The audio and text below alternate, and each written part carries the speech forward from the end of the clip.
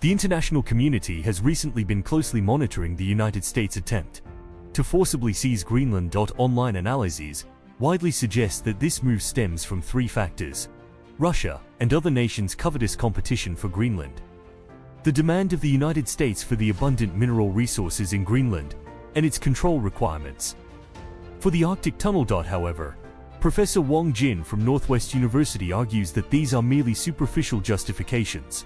If the United States really believe that it's highly necessary to defend Greenland, they don't need to take Greenland into their own territory. They just need to send more forces to occupy the strategic locations. That would be enough. The second one is that if the United States really wants the natural resources, they could cooperate much more closely through business way with the Denmark government and the Denmark companies to develop and explore the natural resources rather than taking Greenland into United States' own territories.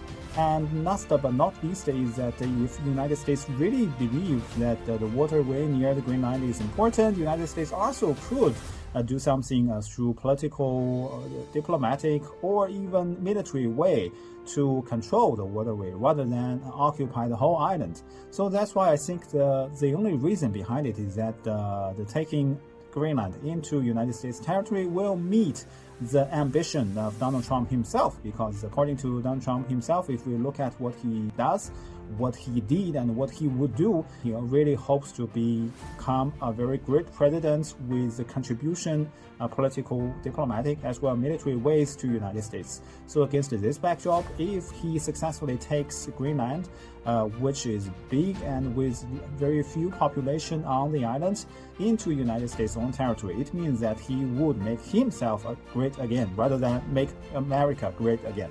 So that's why I think his own ambitions, particularly the political and diplomatic ambitions, would explain why the United States really wants Greenland. Professor Wang Jin warned that if the United States insists on annexing Greenland, it could potentially trigger the collapse of the entire NATO alliance. So that's why I think it is a very dangerous move, not only for the United States' strategic surroundings, but also it would be very dangerous for the unity of the North Atlantic Treaty Organization, and also it would be very dangerous for the relations between European countries and the United States. So, of course, the United States has the capability to take the Greenland by force, but then it would lead to the whole collapse of the relations between the United States and Europe.